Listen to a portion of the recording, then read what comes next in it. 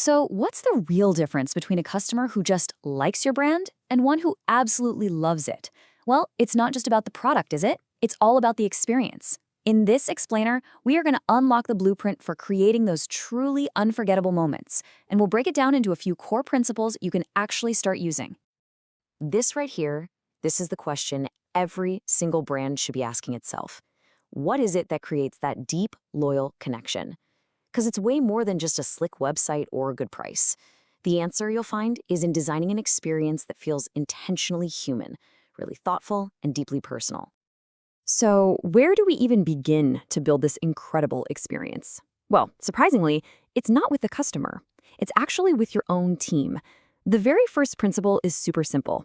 A phenomenal external experience is pretty much impossible without a strong, collaborative internal culture.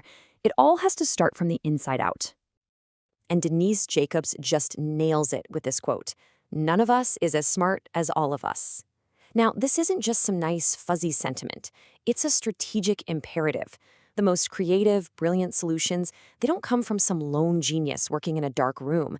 They emerge when a bunch of different perspectives collide to solve a single problem. So what does together actually look like in practice? Well, it means intentionally bringing a diverse group of people to the table, because a mix of people guarantees a mix of great ideas. It means treating your client relationship not like a transaction, but like a true partnership, a symbiotic one. And it means creating a culture in your workshops where everyone, and I mean everyone, feels safe to share. Because in real collaboration, there is no such thing as a stupid idea. Okay, so once your internal team is all on the same page, the focus shifts outward. The second key principle is all about this.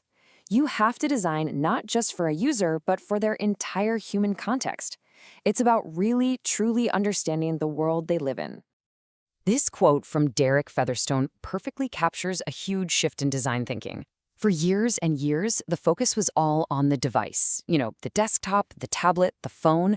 But the real goal, it's to design for the situation the user is in. The context is so much more important than the screen. And here's the difference in a nutshell. Device-first design, it's rigid. It's one size fits all. But context-first design, that's adaptive. It's constantly asking, what does this person need right now, in this specific time and place? It is just a much smarter and, frankly, more empathetic way to build things for people. So what is context in the real world? This slide has some brilliant examples.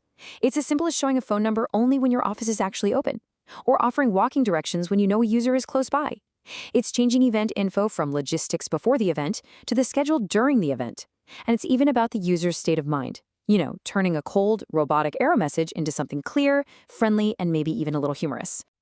And this all leads to a really powerful insight. When you start designing for context, you're not just being helpful, you are literally uncovering opportunities for true innovation. Because the biggest breakthroughs, they don't happen in a boardroom. They're discovered by watching and listening to real people in their own environments. So how do you get good at this whole observation thing? Well, the source gives us this fantastic innovators framework. It's a cycle, right? You start by questioning the way things are. That leads you to observe what people are actually doing. Then you enrich those observations by networking with all sorts of different people. Then you experiment with what you've learned. And finally, this is where the magic happens, associational thinking, connecting ideas from completely unrelated fields to create something brand new. And really, it all boils down to this simple but profound idea from Chris O'Brien. The best insights, the solutions to your customers' biggest headaches, they're right there, waiting for you. You just have to be willing to spend time with them, watch them, and ask. Okay, so we've collaborated internally, we've observed our customers' context. Now for part 3. How do we shape that experience using the power of your brand's unique story? I just love this quote from Andrew White because it gets to such a crucial point. It's not enough to just solve a customer's problem. You have to solve it in a way that feels uniquely, unmistakably like your brand. The solution itself should tell your story. Now, this is such a powerful way to frame your brand's role. Here's the key. Your customer is the hero of their own story. Your brand, you're not the hero. You're the mentor, the guide. Think Yoda to Luke Skywalker. And your product? That's the lightsaber. It's the gift that helps them succeed. When you adopt this mentor mindset, it changes everything about how you communicate at every single touch point. Ultimately, your storytelling has to answer these fundamental questions for the customer. Through meaningful design, through emotionally engaging icons, images, and words, you need to communicate not just what you do, but why you do it. That why is what creates a real, lasting connection. All right, we've built the experience, we've told the story, we're in the home stretch now. Our final section is about making it last. This is where we build trust, we foster loyalty, and we measure our success in a way that actually means something. Now, this seems so obvious, but it's such a common trap. Before you even think about tracking clicks or conversions, you have to first understand the core goals of your organization. What does success actually look like? Once you know that, then you can define metrics that truly matter. Because at the end of the day, this is the end game.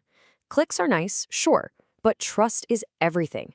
All of this work, the collaboration, the context, the storytelling, it's all about building a solid foundation of trust. That is what turns a one-time user into a loyal advocate for your brand.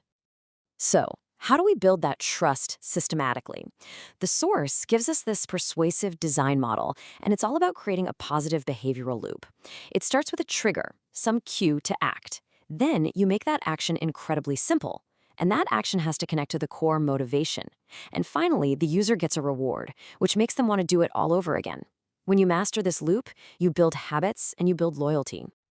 And that brings us to our final, and maybe my favorite idea of all. It's not just about being functional or usable or even trustworthy. The ultimate goal of great customer experience design is to create moments of pure magic, those small, unexpected bits of delight that just make a person smile. So, as we wrap this up, I want to leave you with a little challenge. Think about your own customers and their journey. What is one small, simple, magic moment that you can design for them tomorrow? Thanks so much for joining me.